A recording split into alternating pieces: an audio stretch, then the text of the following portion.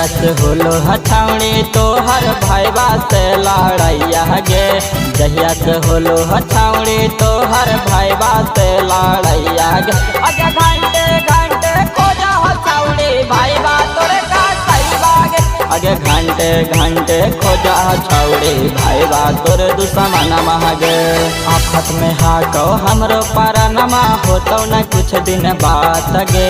संकट में हाको हमरो परनमा होतो न कुछ दिन बात गे। अगे घंटे घंटे खोजा हथौड़ी भाईबा तोरे का सैबा गे। अगे घंटे घंटे खोजा हथौड़ी भाईबा तोरे दुश्मन गे। Music by Aditya.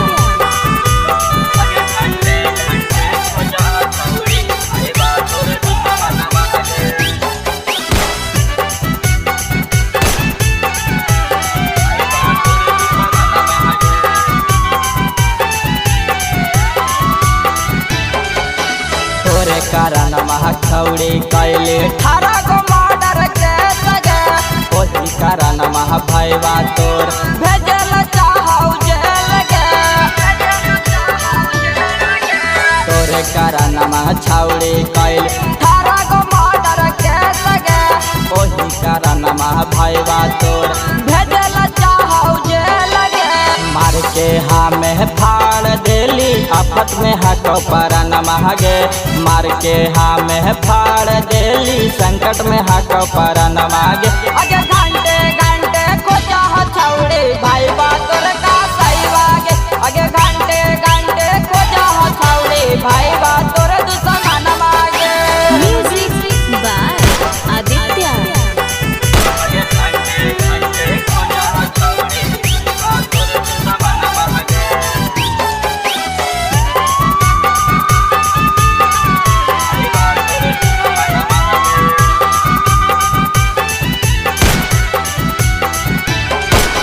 रतिये रात आबह घरवा में मोर थनमा गे। बचतौ नाय हमर परनमा यही आबो सपनमा गे। रतिये रात आबह घरवा में मोर थनमा गे। बचतौ नाय हमर परनमा यही आबो सपनमा गे। पावन पांडे बांध के घूमा हौका फनमा गे। छोटो राइटर बांध के घूमा हौका फनमा गे। घंटे घंटे खोजा हथौड़ी भाईबा तोरे का सैबा गे। अगे घंटे घंटे खोजा हथौड़ी भाईबा तोरे का सैबा गे।